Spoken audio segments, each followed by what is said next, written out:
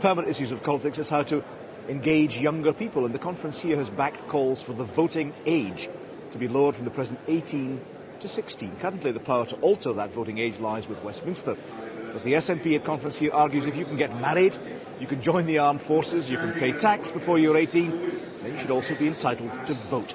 Let's hear some of that debate this morning. I received my monthly salary on May the 2nd, which was the eve of poll, and I picked up this payslip on the way out the door. I remember opening it out in the subway and looking at it and saying, you know, contract number, gross pay, net pay, tax paid.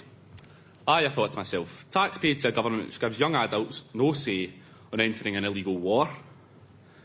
Tax paid that gives young adults no say on spending billions of pounds on Trident. And a government which denies Scottish people the right to a referendum on their constitutional future. Now, the facts are most young people are opposed to the Iraq war. Many of them were at the Faslane 365 protest and opposed Trident. Well, a lot of his desire to have a voice on polling day.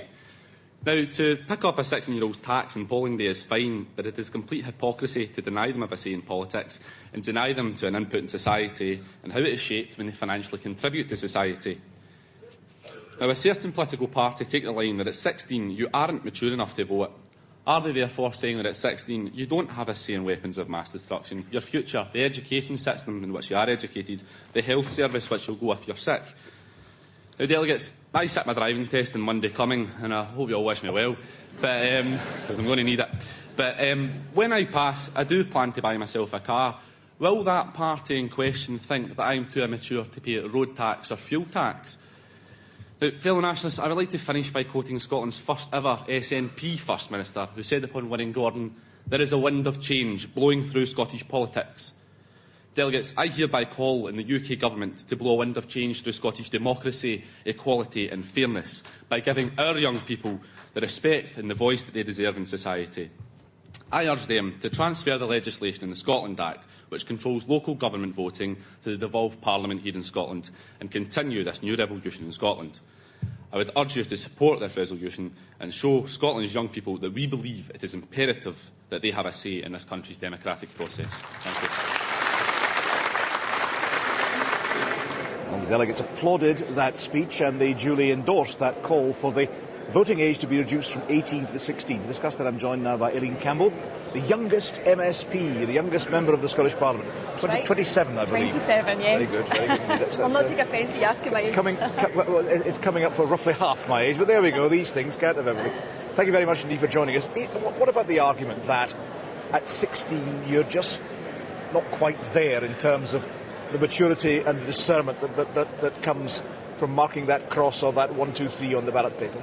Well, you know, arguably that same argument can be made of somebody older. I think 16-year-olds, 17-year-olds are as likely to know about politics as a 37, 67 or 57-year-old, and it's about just giving it... Some of them never learn. I'll give you that one, certainly. And it's just about, you know, at the moment the point was made during the debate that 16 and 17-year-olds can pay taxation and they're being taxed when they're not getting properly represented. Well, back to the revolution now. We know taxation without representation.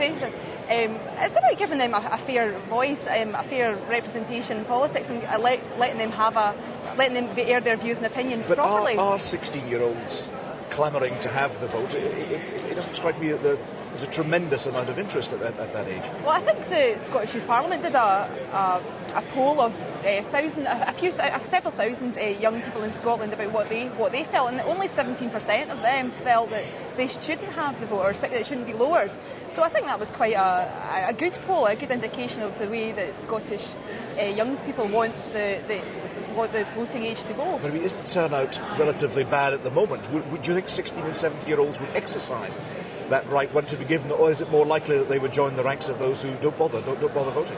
Well, I think also looking at past polls and past tests that have shown that, I think it's Germany, where there's areas that have the voting age at 16, that the turnout is much higher.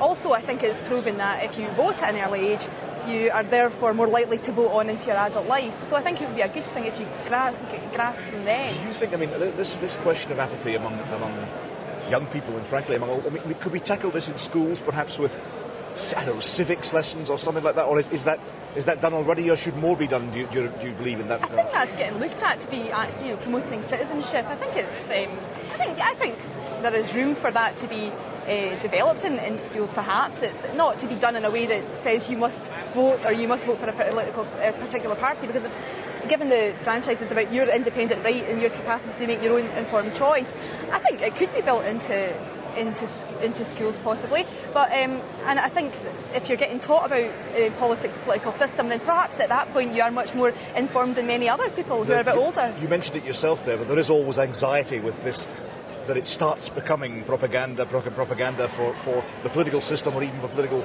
parties. But you believe it could be done reasonably well, just inculcating a knowledge of what it means to vote, basically. Well, I know when I was at school, I studied modern studies, and you were told about elections, you were told about the history of parties, you were told about how elections are conducted in other countries. It's just about, I suppose, developing that and saying that, well, if you want to have a say in society, then your right as a citizen is to show that, and by voting in the elections, and to have a direct say in what's going on in the country.